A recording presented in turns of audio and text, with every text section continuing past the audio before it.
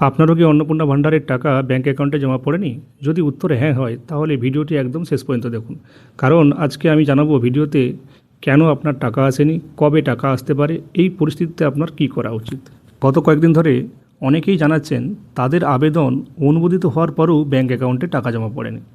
ফলে অনেকেই চিন্তিত রয়েছেন, বা কেউ ভাবছেন যে আবেদন নতুন করে করতে হবে কিনা, কেউ ভাবছেন তাদের আবেদন বাতিল হয়ে গেছে কিনা। অনেকের মনে অনেক রকমের প্রশ্ন রয়েছে।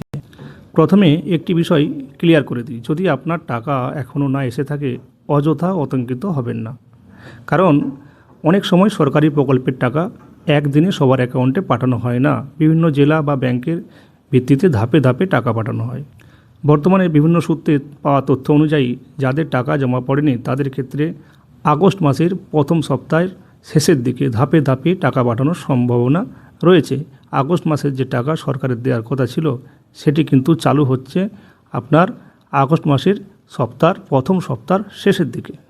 এবার আসি একটি গুরুত্বপূর্ণ বিষয় নিয়ে। অনেকেই জানতে চাইছেন যে অনলাইনের আবেদন বা স্ট্যাটাস কীভাবে দেখা যাবে। আগে তো আপনারা মোবাইল থেকে সরকারি পোর্টালে গিয়ে আপনারা স্ট্যাটাস দেখতে পারতেন। এখন কিন্তু সরকারের এন্ড থেকে যেই স্ট্যাটাসটি আপনারা চেক করতে পারতেন সেটি কিন্তু বন্ধ করে দেওয়া হয়েছে।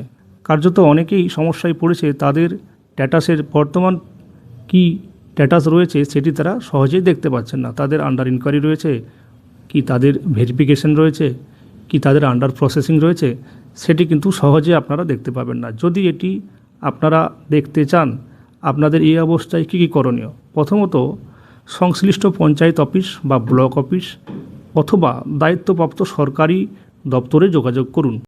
মানে আপনি আপনার বিডিও অফিস কিংবা পঞ্চায়েত অফিসে গিয়ে আপনারা যোগাযোগ করতে পারেন এই ব্যাপারটি নিয়ে।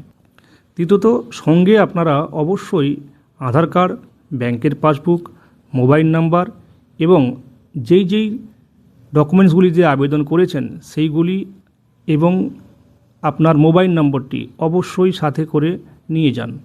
এবং তৃতীয়ত, অফিসে গিয়ে আপনি নিশ্চিত করুন আপনার bank account number, IFSC code, Aadhaar number এবং অন্যান্য সঠিকভাবে তথ্য নথিভুক্ত হয়েছে কি না। যদি কোনো তথ্য ভুল থাকে তাহলে সংশ্লিষ্ট দপ্তরে আপনাকে তা সংশোধন করার প্রয়োজনীয় নির্দেশ দেবে। তা কোনো সমস্যা থাকলে দ্রুত আপনি এটি সংশোধন করার চেষ্টা করবেন। এখন আপনার অন্নপূর্ণা ভাণ্ডারের টাকা যদি না এসে থাকে তাহলে আমাদেরকে কমেন্ট বক্সে জানান আপনার জেলা, আপনার ব্লক এবং আপনার স্ট্যাটাসটি বর্তমানে কি রয়েছে। আজকের আপডেট এই পর্যন্তই।